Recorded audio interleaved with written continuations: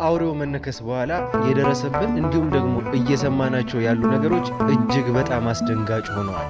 ከሀገር ውስጥም ከሀገር ውጭም ሆናችሁ ይሄንን ሾው በምትከታተሉ በሙሉ ሰላማችሁ እጅግ ብዝት ይበልልኝ። ብሩክ ነኝ። ዱካ ሾው ላይ እንገኛለን። እንግዲህ እንደተለመደው አንድ ጉዳይ ከጀመርን ሰንበትበት ብለናል። አቤልን ነፃ የማውጣት ዘመቻ። ከአቤል ጀርባ ያሉት ሰዎች እነዚህ ሰዎች እነማን ናቸው የሚለውን ነገር ማጣራት ነበር የያዝነው። ትልቁ የ666 ወይም ደግሞ የሰይጣን አምላኪዎች ማህበር ነበረ። ከዛ በኋላ ደግሞ የደረሰብንን ነገር ተመለከታችሁ። እንግዲህ በአውሬው ይመስለኛል የመነከስ አደጋ ነበር የደረሰብን። እንግዲህ ሁኔታውና ጊዜው እሱን ዲቴይል ያለውን ነገር እንዳናይ አድርጎናል እንጂ አውሬው እንደሆነ እርግጠኛ ነበርን። ትላንትናም ደግሞ ያደረግነውን ቆይታ ተመልክታችኋል። እዛ ቤት ከነበሩት ውስጥ አገልጋይ ነኝ፣ እዛው ተወልጄ ነው ያደግኩት ካለን ሰው እንዲሁም ደግሞ ሰራተኛ ነኝ ተቀጥሬ ነው የመጣሁት እዚህ ቤት እንጂ ምንም አውቀው ነገር የለም ካለችው ሴት ጋር ምናልባትም ያ ቤት አውሬ የሚቀለብበት ቤት እንደሆነ ሰምታችኋል።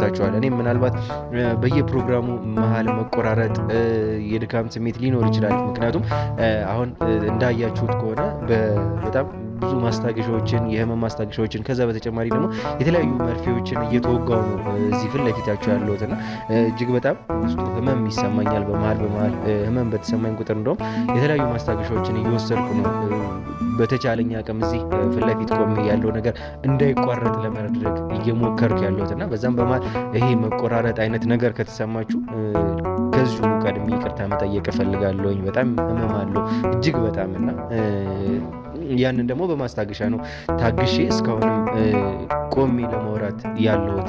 ከዛ በተጨማሪ ደግሞ እንደነገርኳችሁ ትላንት እንዳየነውም ከሆነ የተለየ አውሬ እንዳለ ከዛ በኋላ እንግዲህ እንዳመለጠ የት እንደሚገባ እንደማያውቁ ነበር የነገሩን። እኛ እዛ ቤት ገብተን አናውቅም። እዛ ቤት ገብቶ የሚያውቀው አንድ ሰው ብቻ ነው ነበር ያሉን። ማን ነው ያ ሰው? እስካሁን አላገኘነውም፣ አላወቅነውም።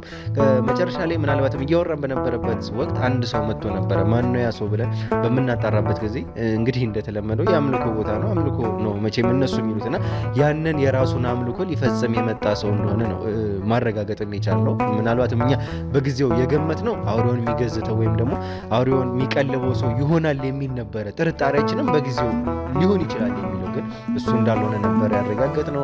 እሱ በቦታውም ላይ እንዳልተገኘ ነው። ከዛ በተጨማሪ እንዳያችሁት ደግሞ ቦታውን ጭር ለማድረግ ጥረው ነበረ። ምንድን ነው ያ ነገር ባልናት ጊዜ ሴቷ ወይም ደግሞ እዛ ቤት ውስጥ በሰራተኝነት እያገለገለች የነበረችውን ሴት የሰጠችንን ምላሽ ከ2 ቀን ወይም ደግሞ ከ3 ቀናት በፊት ግቢውን የማጽዳት ስራ ሰርተዋል።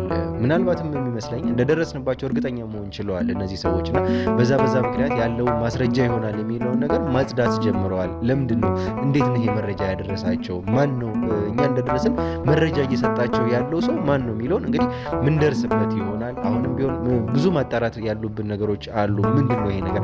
ከዚህ መድኃኒት ጀርባ ያለውስ ነገር ምንድን ነው? አውሬውስ ምንድን ነው ያደረገው?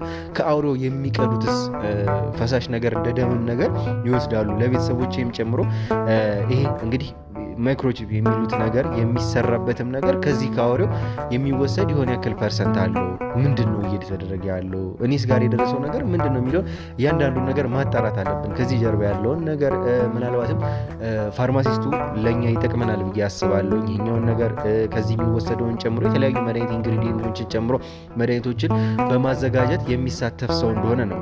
ስለዚህ ከሱ ብዙ መስማት ያሉብን ነገሮች እንዳሉ ይሰማናል። እሱን እዚህ ድረስ ይዘነው ቀርበናል። ከዚህ ጀርባ ያለውን ነገር ይነግረናል የሚል ተስፋ አለን። እስከ ፕሮግራማችን ፍጻሜ ድረስ አብራችሁን ቆዩ።